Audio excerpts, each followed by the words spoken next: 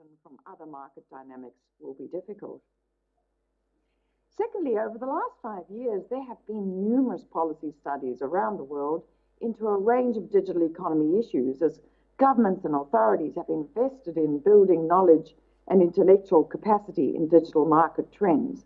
And there are clear recurring themes in this impressive body of work, both as to what's happening in digital markets and what it means for the policy and law in this area. I'd say that these themes are something of an emergent consensus. And here are my key takeouts in relation to that consensus. First, digital markets are different in key respects to offline or traditional markets. Many are multi-sided, involve platform business models, and so exhibit economies of both scale and scope as well as strong network effects. Data accumulation, analysis, and use are crucial, which may mean zero monetary prices for consumers, but also create feedback loops that amplify the network effects. Interconnectedness in and across markets is common, featuring horizontal and vertical integration. And competition may be a click away in theory, but in practice, consumer biases and inertia mean often it's just not taken advantage of. Lastly, of course, geographic boundaries and dependencies are often immaterial. Now, that view that online markets are different is not all that controversial. It's the implications of those differences that are another matter. But my second takeout is that at least as far as the policy work done to date is concerned, there is growing support for the view that markets with these combined features are prone to tipping, a cycle leading to a dominant firm at high concentration. And in the process, the competitive process shifts from competition in the market to competition for the market. And once tipped, of course, a potential rival for the market can only overcome the incumbency advantage through significant innovation. Moreover, once a market has been won, the winner may have strong incentives and abilities to impede its challengers. Thirdly, in the face of these dynamics, the categories of risk to consumer welfare and competition are pretty much the standard ones: price, quality, and innovation.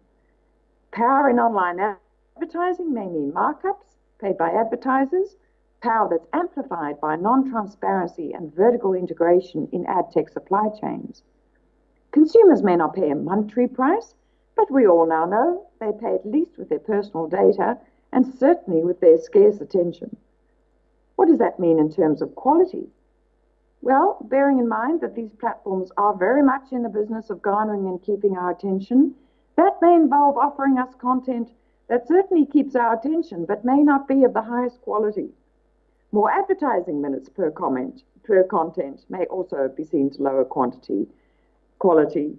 And of course, in terms of quality, we cannot overlook the risks of degradation to our privacy.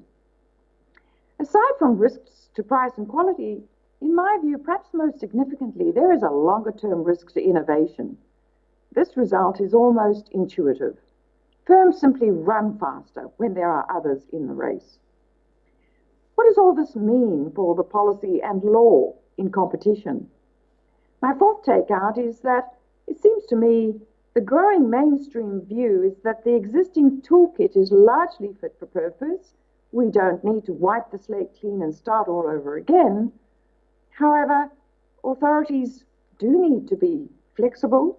There may well need to be shifts in emphasis to customize and adapt existing tools to new and novel business models. Markets may need to be looked at through a wider lens, with greater attention to competitive strategies and relationships across market spaces. We may need to recognize new forms of power, so-called intermediation or bottleneck power. And in the face of zero or even negative monetary prices, assessment of non-price effects, non-price effects such as, of course, quality and innovation may need to come to the fore. Fifth, there are increasing calls for competition authorities to be more courageous in selecting cases, making decisions, and designing remedies. This brings us, of course, to error cost, and the growing view seems to me that we should be more concerned with the potential costs of under-enforcement than the potential risks of over-enforcement. Sixth, the case for less conservatism and greater ingenuity is perhaps particularly pressing in the context of merger control. We all know the Big Four have been on a veritable shopping spree over the last decade, and more to the point, none of these acquisitions have been unconditionally challenged, and many not even reviewed. It's now recognized that the shopping tour by the Big Four may well have snuffed out potential or emergent competitive threats. And this is generating a growing sense that in the case of mergers, authorities need to be more proactive in protecting competitive market structures. This may mean changing notification thresholds. It may mean paying particular attention to the significance of data assets and to the loss of future innovation, and more generally, just being more sensitive to potential competition in the face even of uncertain counterfactuals. Finally, there's growing acceptance of the view that traditional enforcement may well be complemented by pro-competition regulation. While concentrated market structures may be difficult to shift, regulation is seen as a careful but proactive way forward to ensure our markets stay open and playing fields are level. There are significant advantages of an approach that does not put all our eggs in the enforcement basket. Enforcement is not only slow, it necessarily proceeds on a case-by-case basis and cannot go beyond the specific facts and evidence before it. A regulator can look forward rather than just backwards. It can establish rules of the game to constrain future conduct before there's been harm to competition, and rules that will give the certainty and predictability that will create an environment in which investment and innovation can flourish. I just want to round up with some final thoughts, and I sense you haven't been able to see me and I not you, but hopefully you have heard what I have said. In conclusion, as history teaches us, technological advances bring vast benefits, but they also pose challenges and threats. They involve the upheaval of systems, institutions, and even individual lives. But it does pay to remember that all industrial revolutions, including the one in which we are now in, ultimately, they must be driven by individual and collective choices of people. And it should not just be the choices of the engineers and technologists that matter, but even more importantly, the choices of consumers and citizens and the legislators and regulators who represent them. Competition is not a panacea, and it's not designed to deal with many of the challenges presented by the technological tsunami in which we are now engulfed, but as an instrument that's concerned with the structure and the use of economic power, it has a vital role to play in ensuring we reap the benefits and mitigate the risks of the transformative changes taking place in our economies and societies. Thank you, Chair, and thank you to you all. Okay, thank you very much, Karen, for the contribution. Well received, even if we couldn't see you. I think that what you present is a kind of I would almost say an upbeat call for action. So don't let it all to the technologists and the engineers and the developers. And so the consumers and policymakers should act. But you're also optimistic in saying that the existing toolbox for competition policy and so on can be expanded to address the new challenges. So thank you very much. I hope you will be able to maintain online for the rest of the session, but then we go on to the presenter here in Delhi. So I would like to call upon Raja Parakal, Associate Professor of Thomas Jefferson University, to make his contribution.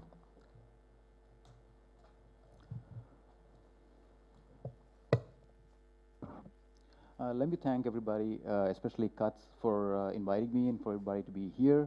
And I'm honored, and it's actually a good opportunity to be with like-minded folks here. My presentation focuses on dominance and its implications in the digital era. Let me preface by saying that I'm a political economist, and my approach to all of this is from both political and economic angles. And so you'll see a strong flavor of all that going into the presentation. And if I do run out of time, I'm going to just skip ahead to my recommendations at the very end, so we still try to stay within the 10-minute mark. The digital era has two aspects to it. One is the technologies and one is the economy. I'm just running through all of this. I know this room does not need a lot of the basics, but just for the sake of clarity. So for all intents and purposes, these the digital revolution started in the 1990s, and we are very aware of what these technologies involve: PC, of course, the internet, and cell phones and smartphones. The digital economy is variously known as the internet economy or the online economy. There is no settled definition, but I'm just throwing two out there. One is both by IMF. One is a very broad definition, which talks about all kinds of incorporation of data and the internet into our regular traditional aspects of business and finance.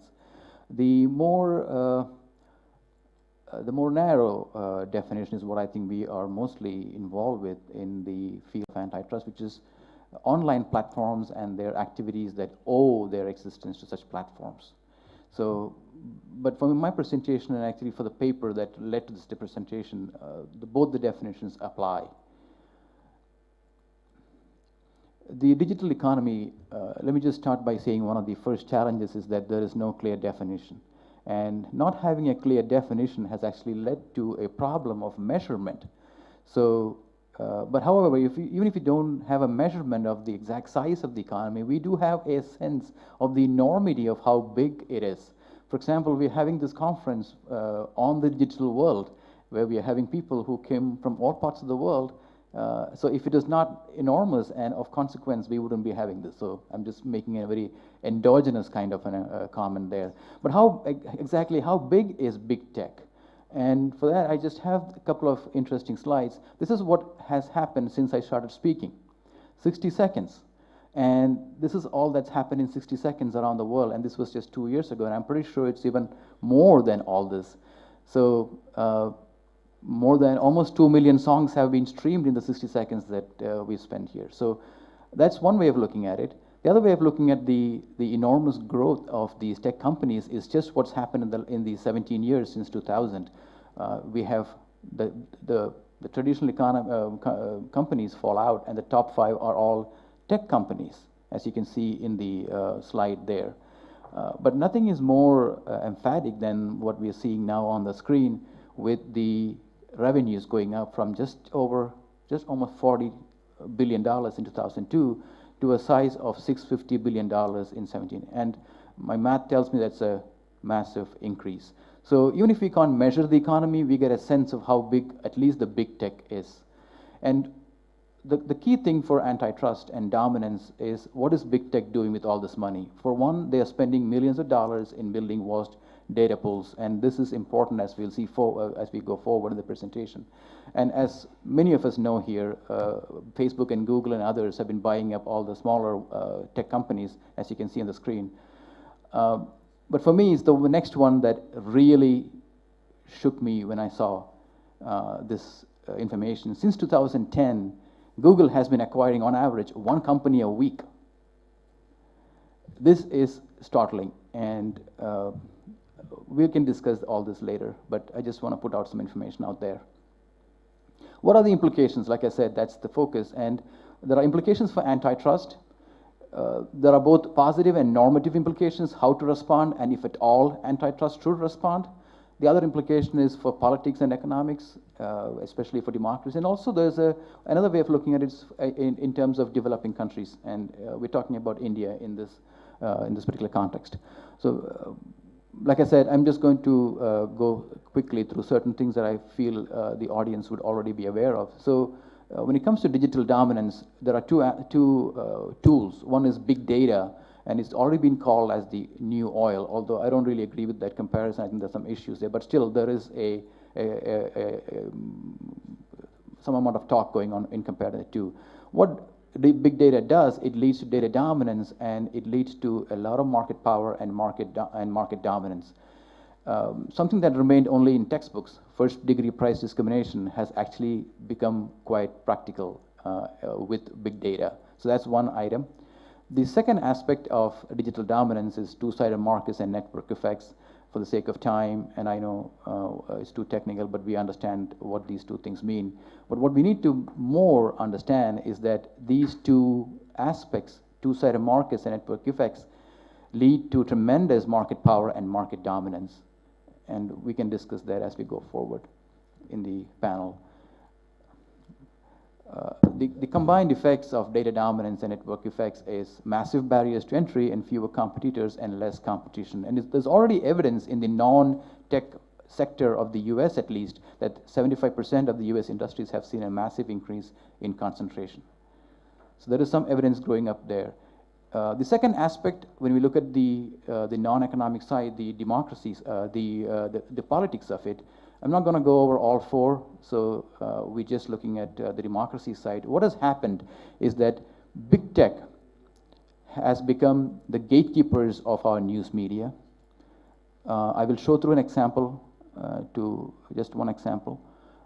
Big tech can subvert the electoral process. We saw that in Brexit. We saw that in the US in the 2016 presidential election. Big tech can actually, at a personal level, manipulate our news searches. And big tech has monopoly power that translates to unchecked political influence.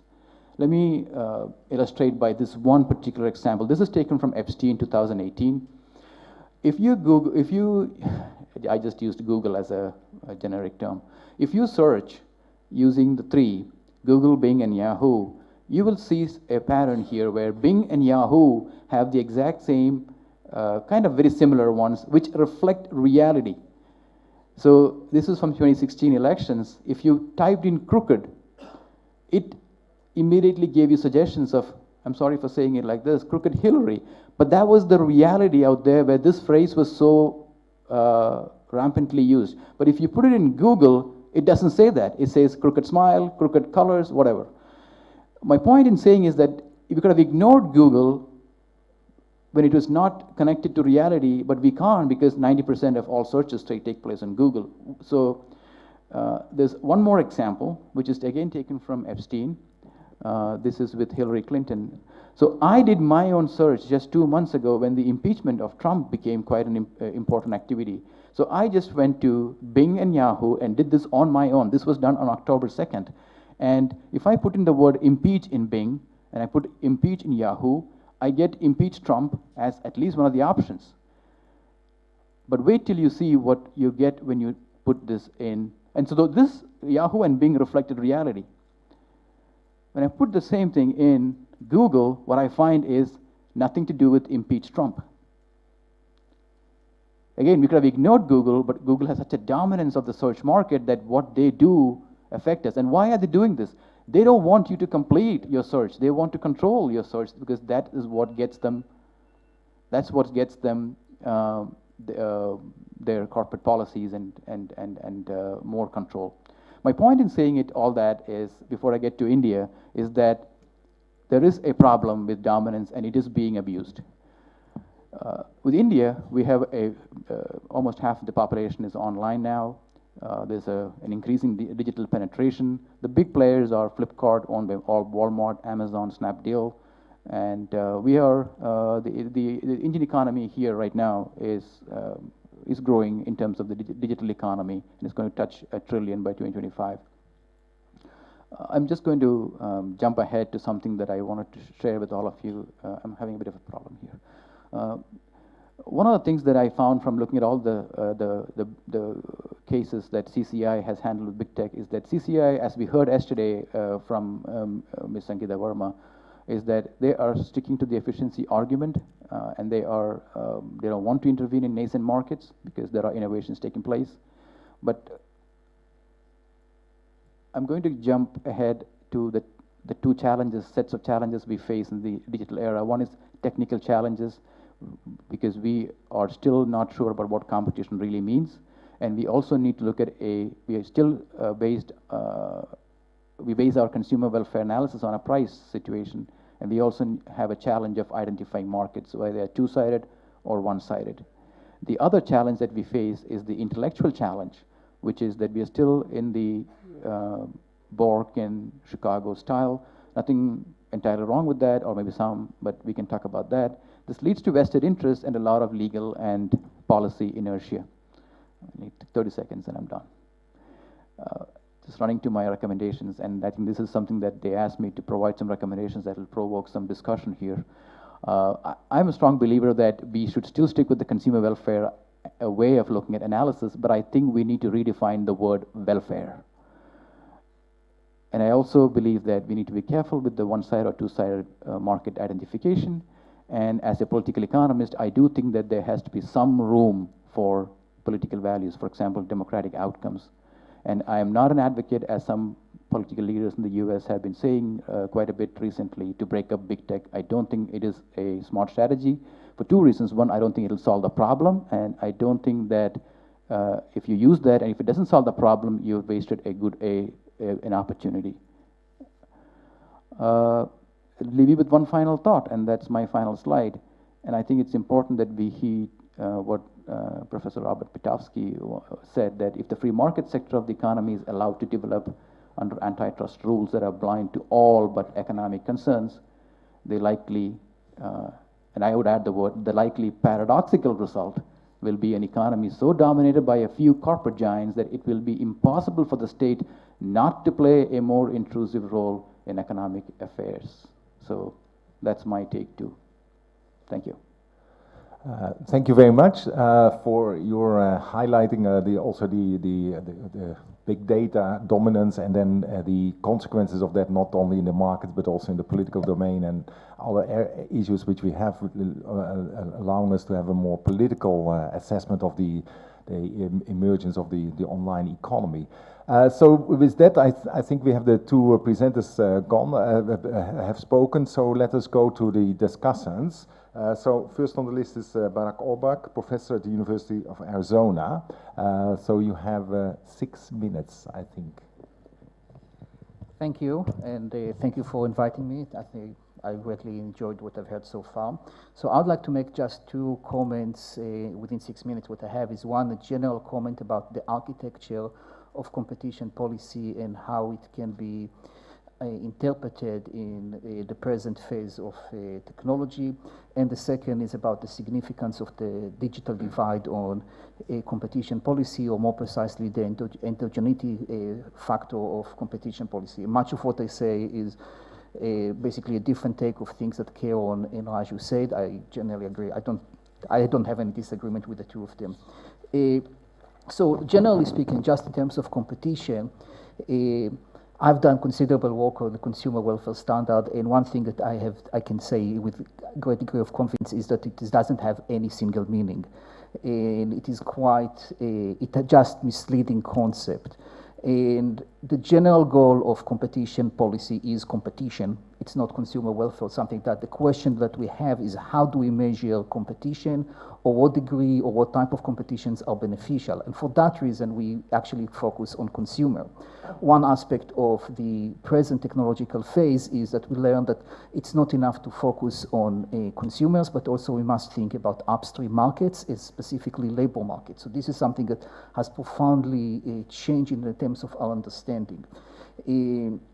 So this is one thing. The other aspect is that when we think about what competition policy should be understood, we're talking about economic growth, that its gains are shared by all people, not by a few companies. We all have broad understanding that economic growth is what can increase prosperity. The aspect of that is how is it shared by the entire population.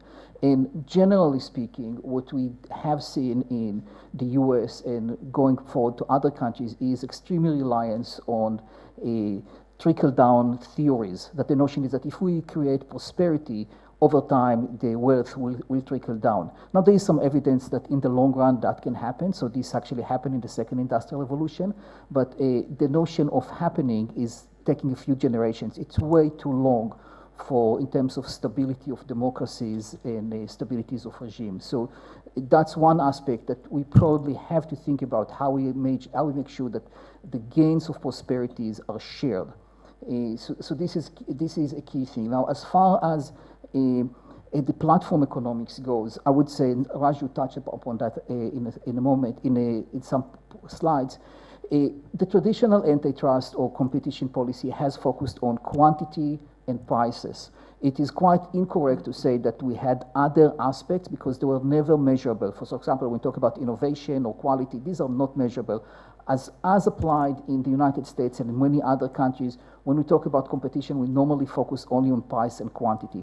The most significant thing, and I cannot overstate the significance of the present technological phase, is not only price and quantity, but also the consumer choice or preferences, or how the search, or as we call it technically speaking, it's search and matching mechanism. And Raju talked about it a bit.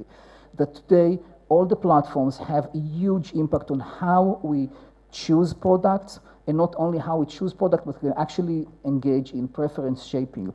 In the context of the developing economies, they gain a lot because of the fewer restrictions, regulatory restrictions, and different social expectations. They gain here the capacity to manipulate preferences.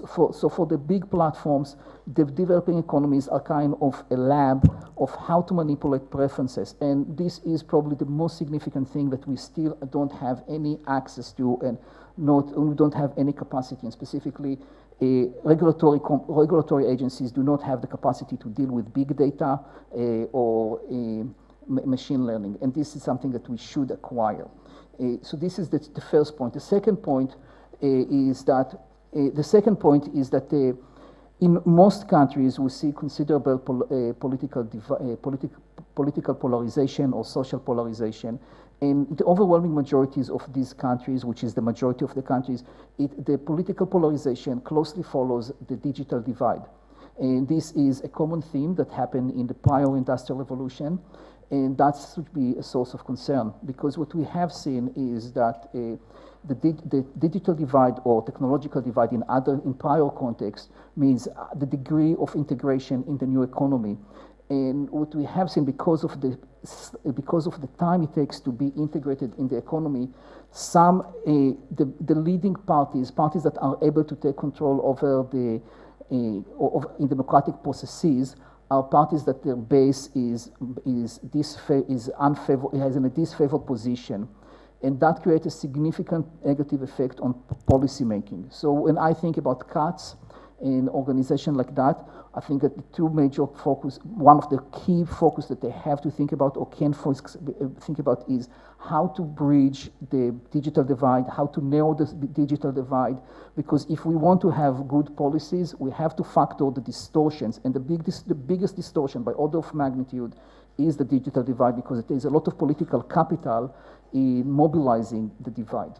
And these were my comments. Thank you. Thank you very much. Thank you for staying exactly in time. So that's very good. I think what you highlighted is, how does it ripple on the growth, and how does it reach out? And traditionally we see 1-2 generations before it reaches out. And that resonates, of course, very well, speaking on the UN, the Sustainable Development Goals, which have always said, reach out to the furthest left behind first. So how can we actually do this more inclusive growth, so that we deal with the poorest people now first, to bring them, to lift them out of poverty?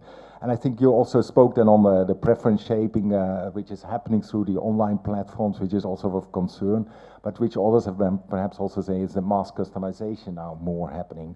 But I don't want to become another discussant, so I just go to my left, Jonathan Wong, Chief of Technology and Innovation at UNESCAP.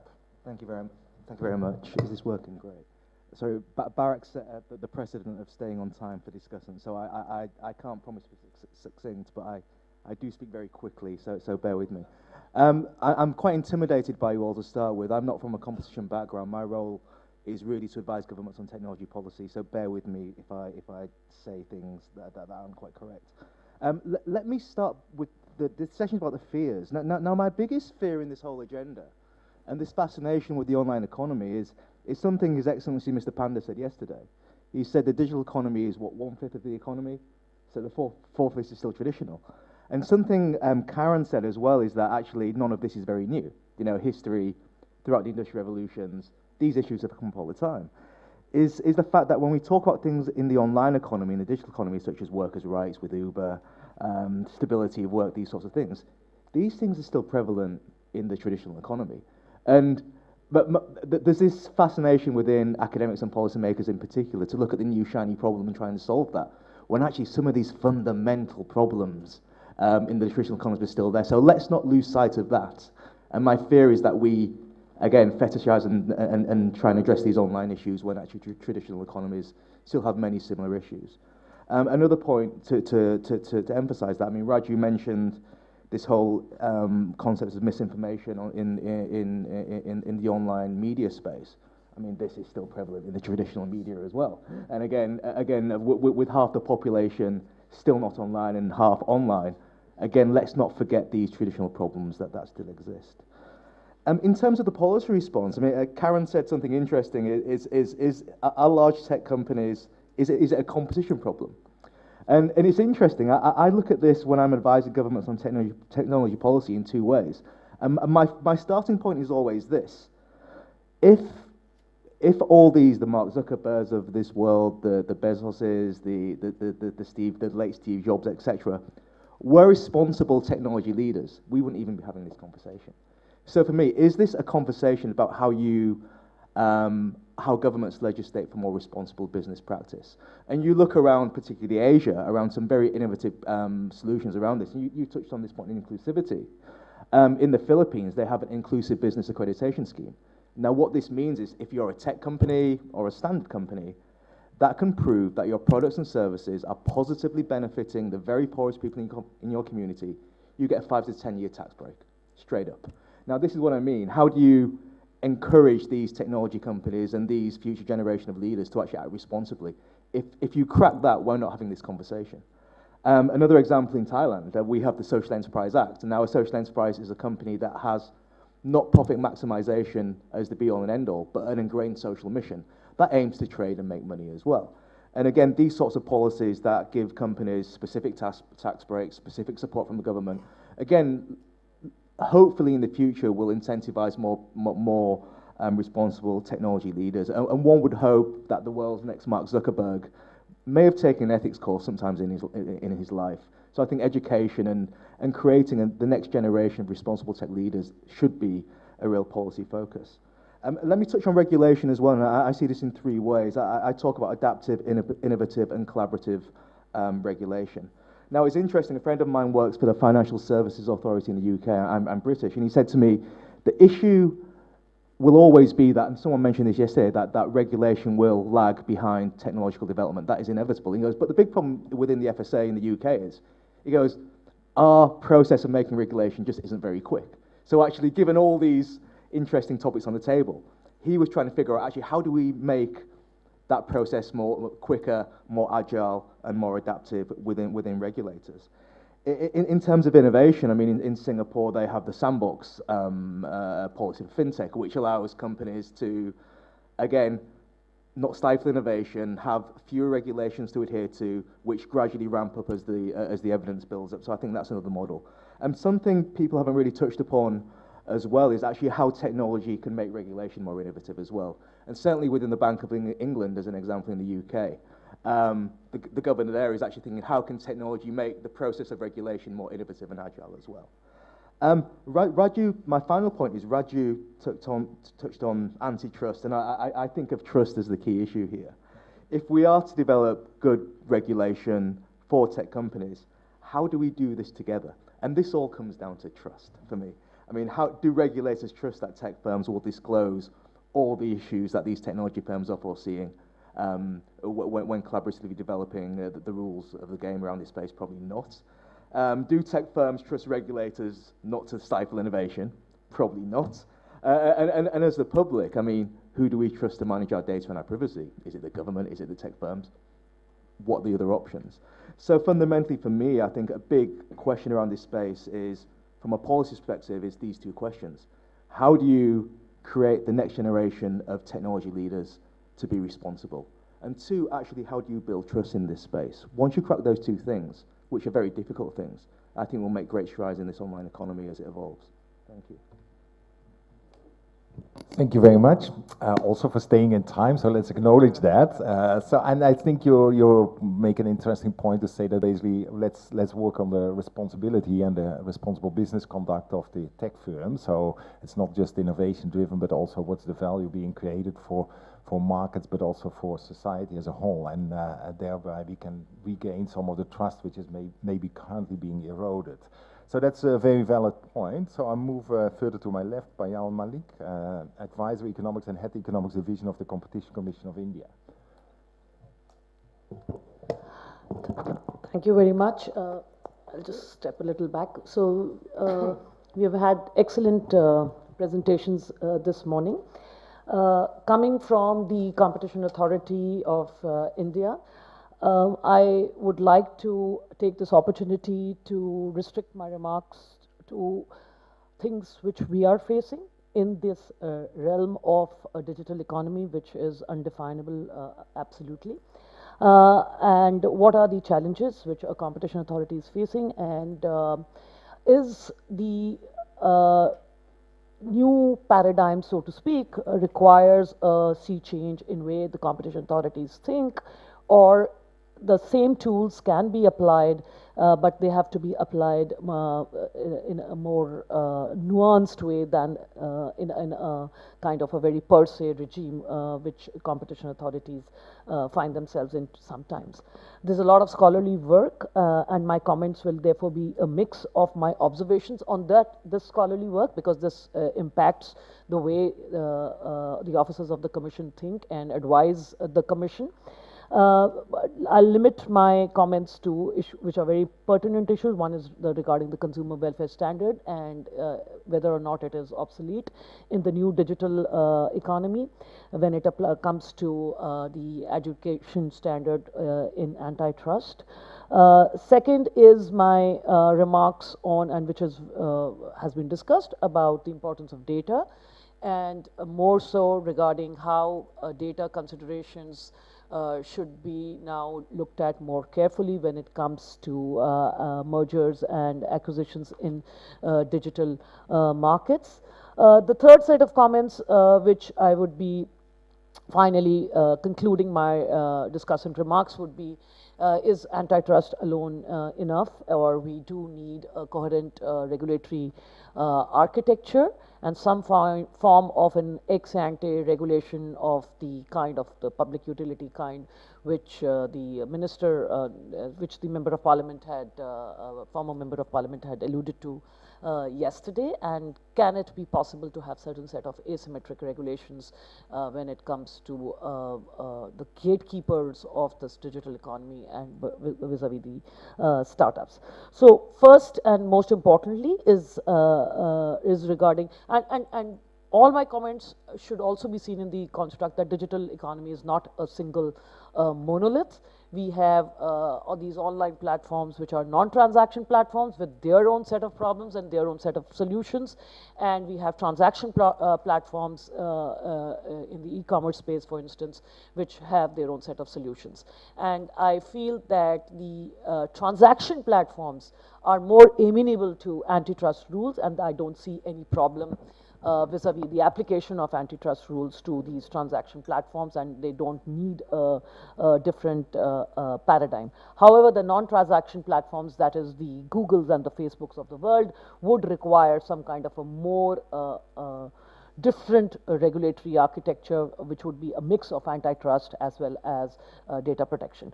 So quickly on consumer welfare. So as we understand, and as was mentioned by one of the discussants here, consumer welfare is a very abused standard because it is not very well understood. It is not just about, and we at the Commission know that when it comes to these markets, not just about low prices and static efficiencies. So then the second retort comes that you cannot measure innovation. That may be true, but their impacts and trends on innovation and the ability to therefore internalize that into our analysis is not that tough, because a consumer welfare standard, simply put, has three basic elements: anti-competitive conduct, which is basically conduct that is not an efficiency based competition on the merits. So what is competition on the merits and what is competition on not on merits is, I think, in my terms, analysis, easily distinguishable, and more so in non-transaction platforms, in transaction platforms.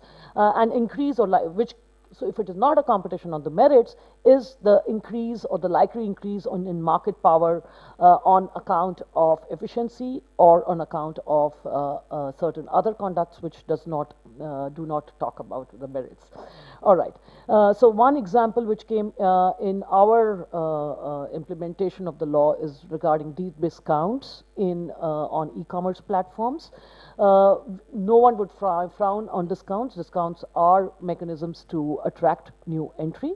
However, if the same is not reflection of efficiency gains and cost savings, and at the same time it creates distortionary effects on the supply side of the markets, the central question then arises is whether price competition of this form has been, can be seen as competition on the merits. Because consumer getting a lot of cheap products itself is not the way to look at these transactions, because in the long run, if it is hurting one side of the market, that is the seller side of the market, one needs to take that also into consideration.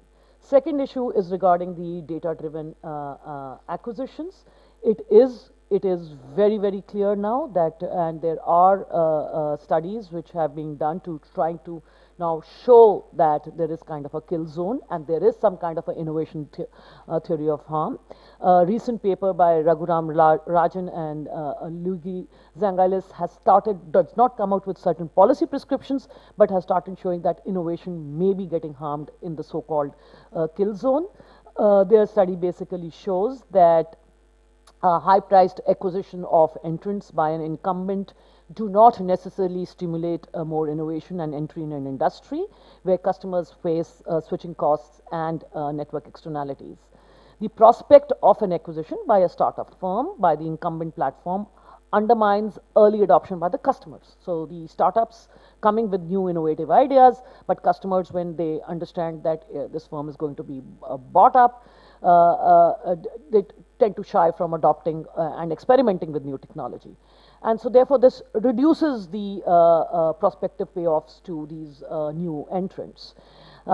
This creates a kind of a kill zone in the startup space as described by venture capitalists, where new ventures are not worth funding. So the fact that new ventures are not worth funding, and evidence from these changes is now building up, is in investment in startups by venture capitalists after major acquisitions by Facebook and Google suggest that this is no more than a mere theoretical possibility. So what are we doing at the Commission? We are trying to look at these, at least because empirical studies are most important. You should not go purely on gut feeling. So start to collect data on these acquisitions and to see how are these acquisitions being carried out, what is the motivation, what is the deal size, and the CLRC, that is the Competition Law Review Committee, has, in order to allow more of these acquisitions to be looked, because it is better to nip it in the bud rather than go through the antitrust route, because antitrust route sometimes the tipping has already happened and we do not have a solution. And my final and last point, because the others took their time, I guess I can be, I request the chair to give me a minute, is on antitrust not being panacea to all the problems. The problems, certain problems, especially related to data privacy, and not only privacy as an exploitative conduct by a dominant firm, which I think is a little extension of antitrust instrumentality, which has been taken up by the German authorities, etc., but it is facing problems. But as the fact that huge amounts and troves of data are being collected, whether or not it is on consent, without consent, whether or not it is due to inducing behavioral changes in the consumers, may require certain stronger data protection rules. India is still struggling to have a regulatory architecture which would give the powers of the data back to the consumer, and I think that's the way to go, where there is some kind of a harmonization between other regulation and antitrust. Thank you very much. Thank you very much. I think you also put the spotlight on the new entrants and sort of the killer zone. Personally, I believe it's probably not something unique to the digital economy, because we have seen that also in manufacturing technologies, firms buying out competition. So we just need to look at a new scope, but some of the instruments might be applicable. And then, of course, also pointing to the issues of the data protection architecture, which is still to be developed and put into a firm framework. So with that, I move on to Thomas Cheng, the fourth and last discussant, before we then open for the floor. Right. Good morning, everyone. The topic of the panel is putting our fears on the table, and I presume the fears refer to what do we do to keep these big tech companies in check. But actually, as Rene was introducing himself, being from Unido, I was thinking, does digitization present other fears for developing countries? In particular, what I have in mind is, do you still need industrialization to become rich? Historically, most countries became rich through industrialization. But does digitization mean that we're now skipping the process? Is it possible now to go straight from an agrarian society to a digital society and skip industrialization? If not, does the fact that most developed countries have now moved on from being industrial economies to digital economies make it even harder for developing countries to catch up? And a related point is, with the digital economy, it seems that scale economies and network effects mean that a lot of them operate on a global scale. Does that mean that for any firm in developing country to become competitive, they also need a global operation? Does that make it harder for these companies to establish themselves to begin with, to become meaningful competitors internationally? And if it does, then it means that probably economic development again becomes harder, because now a small developing country firm would need to basically catapult into a global competitor in a very short time in order to have any chance of staying in the market and competing with the tech giants. And needless to say, that is not a very easy proposition. So So those are the fears I had when I think about digitization and the implications for digital economy from an economic development perspective. But from a competition regulation perspective, I also have a few comments. So first of all, it's been mentioned a few times, is the consumer welfare standard the appropriate standard for competition enforcement? Setting aside Barack's comments that consumer welfare should not be the standard for competition law in general, it should be protecting competition. My question is more on is there any reason why the consumer welfare standard should not be, or should be adapted, or should be changed, or is not appropriate for the digital economy? And to me, to answer that question, what we need to think about is, do consumers play fundamentally a different role in the digital economy as opposed to the offline economy? And if they do, then I guess there is a reason to think about maybe the consumer welfare standard needs to be changed. But if consumers ultimately are the ones who buy the products, they're the ones who consume the products, they're the ones who drive the demand side of the market, then I'm not sure if I see the reasons why the consumer welfare standard should be abandoned or at least adapted. A few other comments in relation to how the big tech firms should be regulated.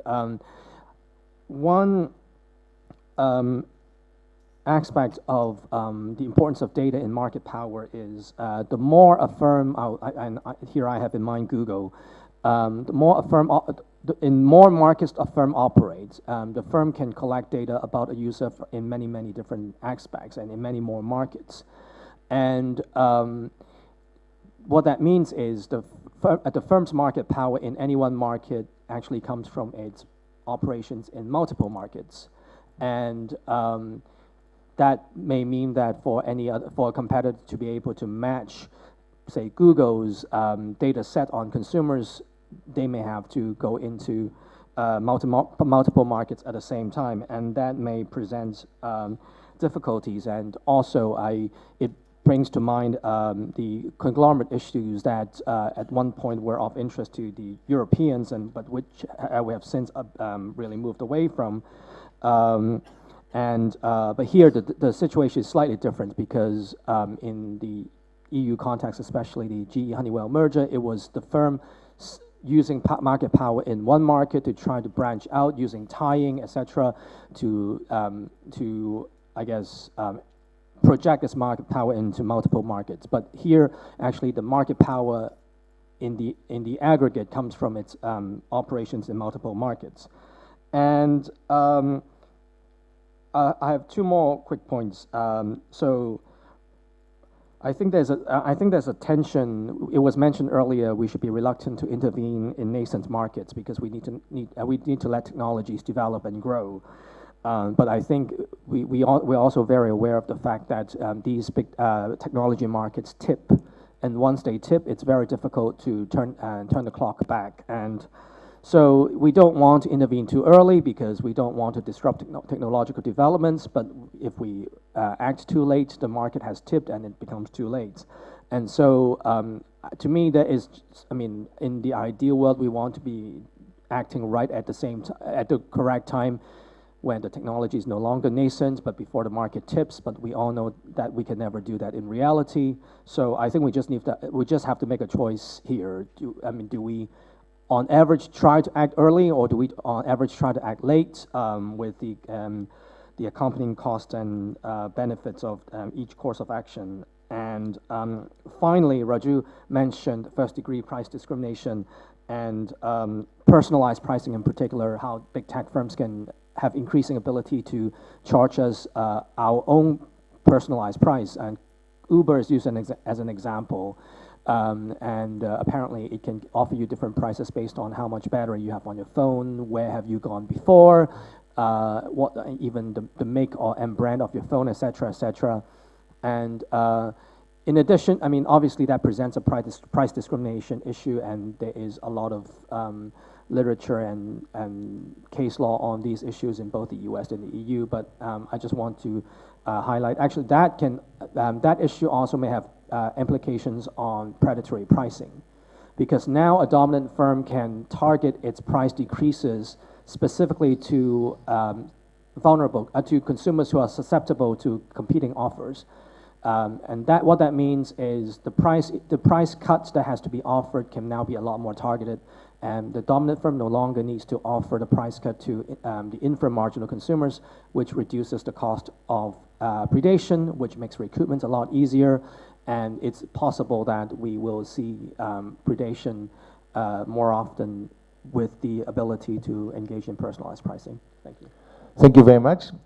Thank you for also linking it back to industrialization. Is it still needed? That, of course, is for UNIDO a key issue. And I think that's, to a certain extent, India is already showing that services picked up much larger than industry. Manufacturing is still at a relatively low level compared to other countries in Asia. And that also the second point which you made is when do we interact, or when do we intervene? Too early, too late? What's the challenge? How can we do that? I think I would like to thank the discussants and the presenters for staying more or less on time, which gives us a time to discuss with the audience. So I would like to open the floor for questions. Brief questions, please. Alan Asher from the Foundation for Effective Markets. A question to Jonathan. You mentioned quite rightly that 80% of economic activity is still in the old paradigm, not the new, but then your challenge was to find a way for the new technology leaders to discover ethics. My question is that can you think of a single example ever since Adam Smith warned us of the propensity of businesses to get together to conspire against the consumer? either in the online or offline world? And if you can't think of any, why would you be confident that we might be able to instill ethics in a new generation of leaders? Wow. Okay. You go ahead. Okay. Because the question was to you. I wouldn't say I'm confident. I would say I'm praying and hoping. But I think we are seeing this, and it's a gradual wave. I mean, you look at. I always say, venture capital was a response to technology startups coming up. And I think what we're seeing now is, and I use this as an example. I went to business school. I won't give away my age. I learned how to make money. I went into private equity when I left university. Now I see a new wave now of social entrepreneurs, and this is a term that I'm sure many of you in the room will understand. If I was to say this 10 years ago, I don't think any of us would have understood it. And I think particularly with the millennial generation, there is this, I think there's definitely a sense from when I speak to these people on the ground that making money is not the be-all and end-all, that they want to do good as well. And in terms of government policy, how does this manifest itself concretely? Let me give you a few examples. I gave the example of the Social Enterprise Act in Thailand. Now this, again, I mentioned a social enterprise is a company that's raison d'etre is not profit maximization, maximizing shareholder wealth. There's an ingrained social mission that looks to trade and make money as well. I think we're seeing governments putting these sorts of incentives in place. So I think it's twofold. On the one side, you need the carrot and the stick, and we're seeing a lot of incentives put out there. Also, in terms of investing, you're seeing this term impact investing coming up, which is huge in India. So investors looking to make money but do good at the same time. And I think a lot of these things have not been government-led or anything like that. I think there's just this changing mindset that actually you can do good and do well, so to speak. But this is also manifesting itself in terms of government policy as well. So as I mentioned, it's more of a hope. I think we're certainly seeing things going in that direction. Of course, with the Sustainable Development Goals, I mean, there are many of them. There are 17, there are over 160 plus targets. What I think the development goals have done, though, is ingrain this issue, this three-dimensional issue of people, planet, and prosperity, or economy, environment, society, in all decision-making. So when policymakers are thinking about this, I think they're thinking about these three dimensions in the business leaders as well. You're seeing things like B Corps growing. You're seeing this concept of moving beyond CSR and responsible business to these different areas. So I think there's hope there, but there are some very practical initiatives that have been put in place by both governments and by business as well. I'd like to open up from Bharat. You want to do it? Yeah, so I would like actually to follow up on I think that Jonathan's comment is one of the most important comments that were made here, and probably because he's an outsider. I do think it's extremely important, and I do, like him, I share with him the view that we see considerable change in corporate culture. I do a lot of corporate governance, and I regularly interact with executives in big companies, and the culture is very, very different. So they do think, while companies have not changed the view that profit is the essence, what today companies do understand and executives do understand is that in order to maximize profit, you have to factor the interest of other stakeholders. This is probably the most significant thing. The other thing that have dramatically evolved during the past few years, and the Me Too movement made considerable contribution, is we have much better understanding of what corporate culture is and what are the mechanisms of corporate culture are. This is something I cannot overstate the development in the past 4 or 5 years. Now, why is it so related, so important to competition policy? Violation of competition policy are generally profitable. So when you design internal mechanisms in a firm, it is very easy to have reward structures that benefit performance measured by profit, and that creates some pressures on lower level to violate competition policies or engage in other profitable violations, while the top executives are insulated from knowledge. And that's today understood, and companies address that. So there are many reasons to be concerned, but I think that we see positive movement, and I think that Jonathan's point was excellent in that sense. Correct me if I'm wrong, but our understanding is that when it comes to these high-tech firms, it is not about profits, it's not about profitability, it is about valuation. And when that becomes the objective, the entire incentive structure changes, the entire strategies of how you do business changes. And what we are looking at, and when we are looking at data, and especially even in the context of India, because we do a lot of combinations, we get a lot of notifications, huge amount of financial flows into the economy, investments into these sectors is happening. So which is to be appreciated. However, the competition in the, and so this is again, as we started, that the financial market competition will reflect into the product market competition. Those again were rules where, yes, profitability was the objective. Now in the financial market, it is the valuation is the objective. So when that is the case, we are seeing some kind of a disconnect between the competition in the financial markets and competition as understood in the product market. I just have a quick comment to what both Jonathan and Barak said. I do agree with you that corporate practices have changed a lot for the better, especially with CSR and everything, but I just want to remind all of us that none of those changes took place as organic from within the organizations. They took place because of external pressure and influence, and that's what we're talking about here. Left to themselves, there is, and this goes back to what Alan said, left to themselves, there's always the incentive to profit out of collusion and all kinds of practices that we consider not so good. And so those impetuses happen from the outside. In most cases, the ball was set rolling from the outside, and companies simply had no option. We're talking about the Nikes, the Enrons, and the Cokes from the 90s, for example. So I would be a little skeptical. I'd still trust the free markets, but I would be a little skeptical that all these positive developments would happen from within. And about the ethics aspect, there is a lot of incentive to be non-ethical or unethical. Okay, let me use the prerogative of being a chair and basically say also there's a very pragmatic approach to this, because I think with the online economy, the stakes of not doing well for everybody have become much higher. So if you do something which is unethical or considered unethical by some, you will be exposed immediately, and your risk and your valuation will come down. So I think that with the online economy, there's more access, but it also means that if you go playing for a profit motive, you are so exposed that firms are building in resilience strategies from that perspective. Volkswagen, Cambridge Analytica. Yes.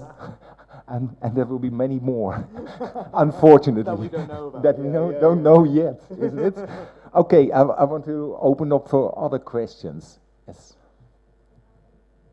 Not question, but just so you know, the last year we had, for the very first time, the technical community of technology came up with 23 principles on AI, which is how we would develop AI in a, towards humanity's development and not the other way around.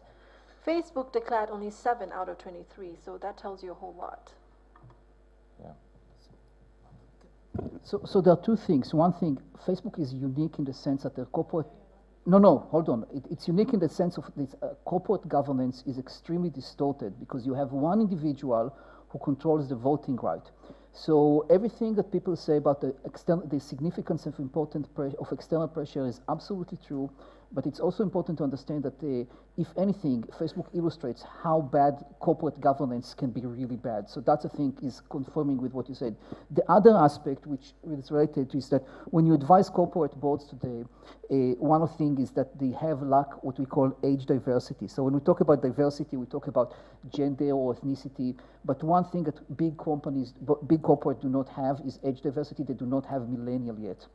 And the millennials, as a professor, I can say that they have many shortcomings, but they're thinking about social issues, and their commitment to civil rights and the social fabric is fundamentally different from prior generations. And as we see more and more millennials getting into boards, I think I'm more optimistic, but again, I do not discount anything about the significance of external pressures.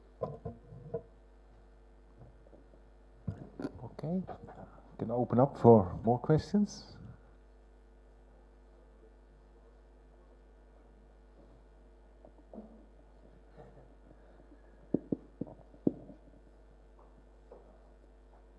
Poddar, Numerous Consulting. It's an economic advisory. I have a question about the link between personalized pricing and predatory pricing. How first-degree price discrimination is going to facilitate predatory pricing. I just want a clarification, really. Didn't understand that.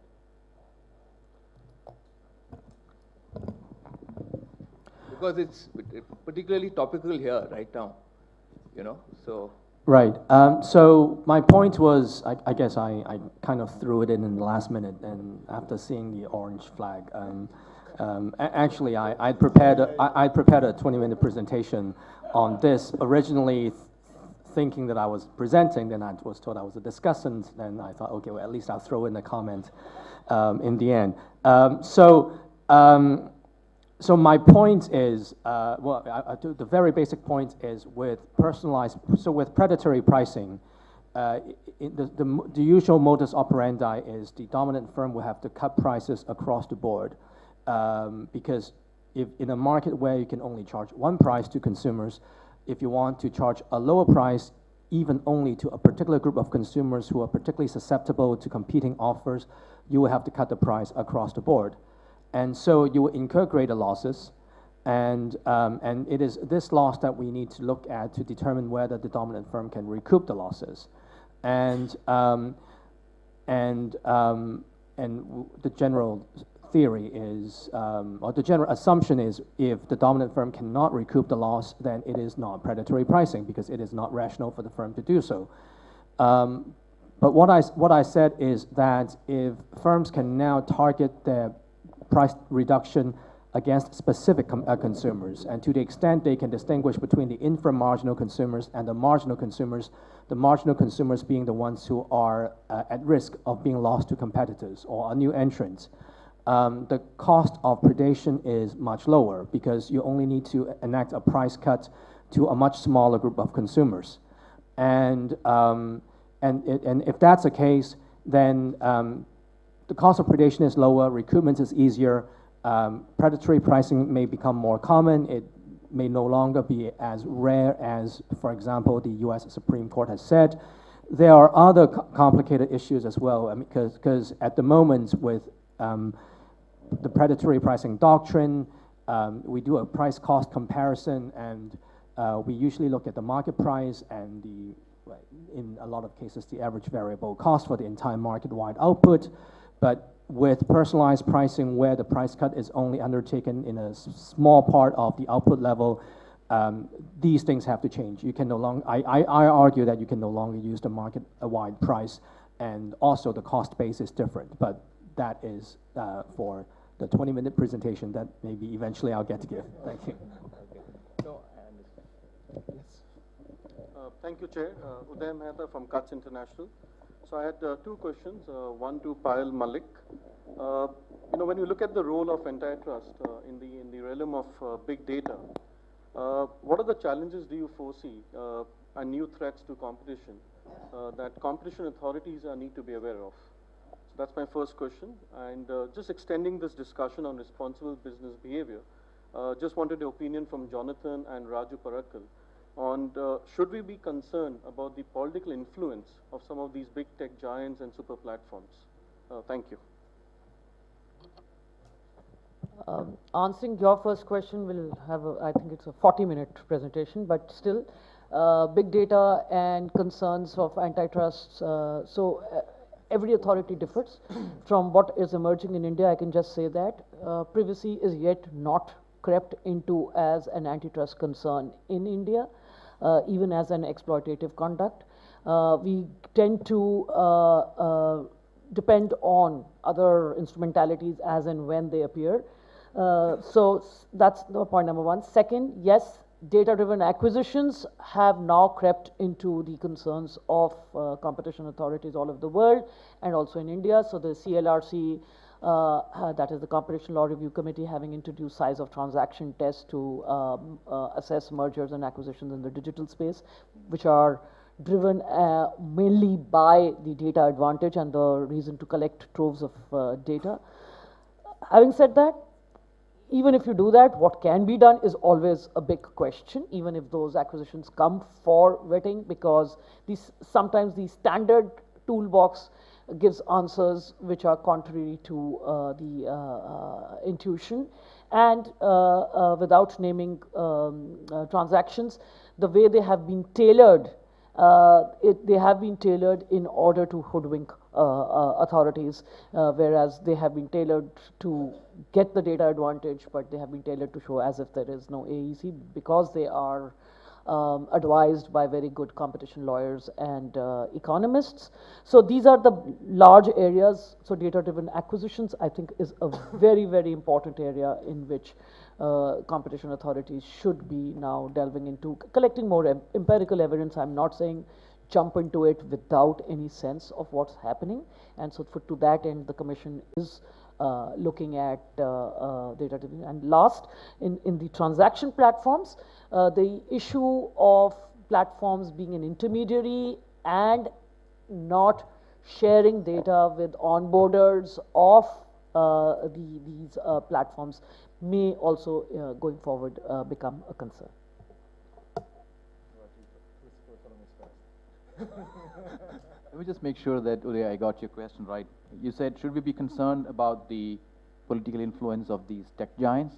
Oh, definitely. As I showed with my example, that's definitely a concern. And also we have the case of Cambridge Analytica. And I think we put a break on it a little bit because these cases became exposed. But from my perspective, I think as far as the injuries of what I call as democratic injuries of digital dominance, it is an ever-present elections that don't reflect the choices and desires of the electorate. Quick answer is yes. Sorry, is this working? Yeah. Quick answer is yes. However, you could have replaced your question, tech platforms, with, if you look back in history, by print media, by major corporations, whatever it may be. It just happens that tech corporations are the... oh, there we go. You could have replaced tech corporations with any number of things. I think it would be the same. I think certainly there are new risks with this, particularly things like deepfakes and this whole concept of fake news. These terms are coming up that were never used in previous industrial revolutions. But I think there's a question of balance here as well. You don't want to throw the baby out with the bathwater. I think what these tech platforms have done has also allowed people and citizens to mobilize at scale. You look at the Arab Spring as an example. You look at the climate movement which Greta has led on. This wouldn't have been possible without these tech platforms. So I think, yeah, and both those are political points. So I think we have to maintain balance. And with any new idea, new technology, there will always be the good and the bad side. You look at AI, there are many benefits in terms of cost-effective healthcare and education, all these sorts of things. But on the other side, it could be the new arms race. I think we'll always have that balance, but yeah. Okay, we are getting close to a time, so I want to give those two gentlemen and then there. Can we get the mic?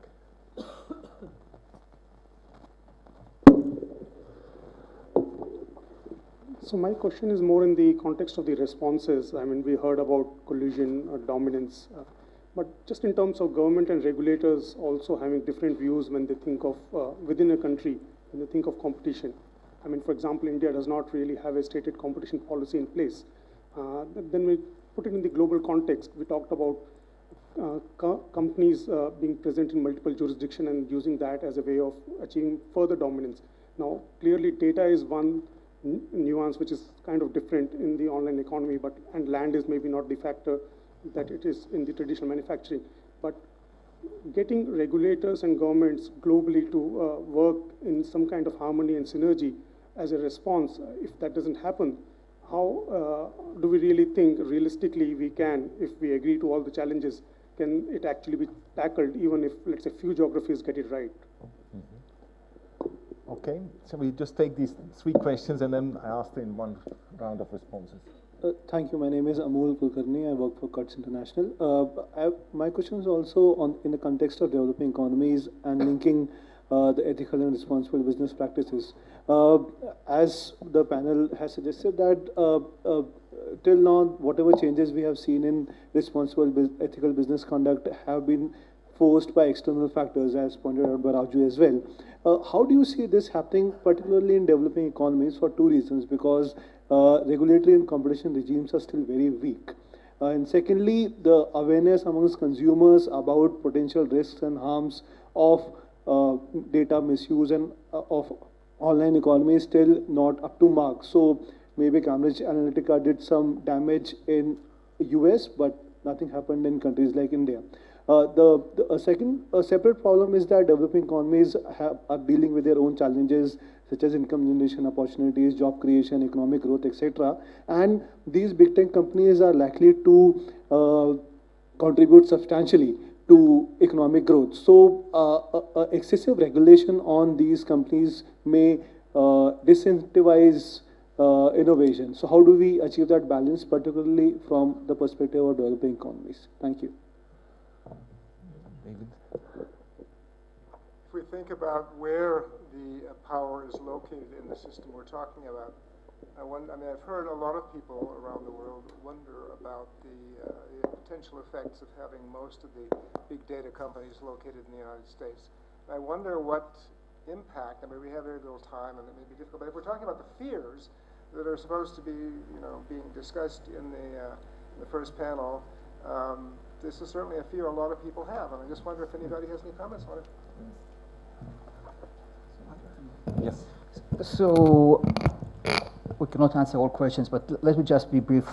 I think that the major concern is, one of the ways in which my thinking of competition law has profoundly evolved over the years was the role of competition policy, the relationship between competition policy and the political structure of an economy. And as I understand it today, at least, or my thinking is that competition is a feature of capitalist democracies.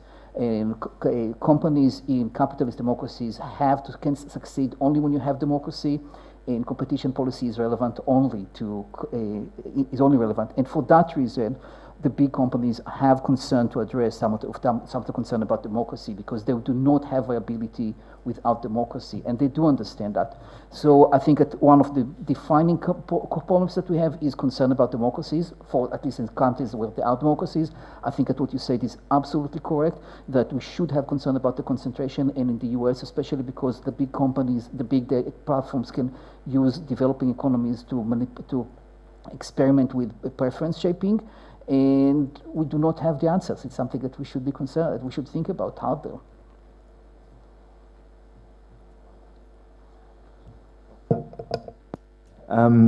Let me pick up on your questions. Sorry, I keep breaking this microphone. I'll just shout. On this issue of responsible and ethical business practice and these issues, I think this is all context specific, and let me give you an example. I also cover the Pacific, and you go to a Pacific island with 2,000 people, and they're praying that Alibaba is coming to set up a payment system there, because the rural women who are producing these garments can be part of the value chain. It's a completely different conversation to the one we're having today. There's no fears. It's please come here and please help. In terms of responsible business as well, again, in a country like that, of course, the climate change will hit the Pacific the earliest. So intuitively, the people who are saying with the business are thinking about the environment all the time, because it's so in your face. You know this, the waves will get higher and stronger. And in these circumstances, I don't think it's so much, there's no external forces, it's the people themselves and the business leaders thinking, we're going to need to think about the environment in our business if this island is to survive. So I think both those points is very context specific. On this issue of power and data, it's an interesting one. And I think in this space it's so new. I don't think there's a best practice policy response in many ways, but certainly you look in the EU at the moment, just I think a month ago, Angela Merkel came out saying, well, look, we're trying to advocate for governments to start housing their data in Europe and setting up a new thing around that. A couple of months ago, I was in Vietnam, where the government have just outrightly said, if you're an internet company who wants to operate in Vietnam, your data is housed locally. I don't think there's a right or wrong answer, but you're seeing these quite extreme policy responses, and absolutely, I think politics and power are infiltrating the data agenda all the time. and it's interesting to see how that will evolve. But I think there'll be a move away from the US. That is for certain. Final comment. Yes, just 10 seconds to David's question. Great question.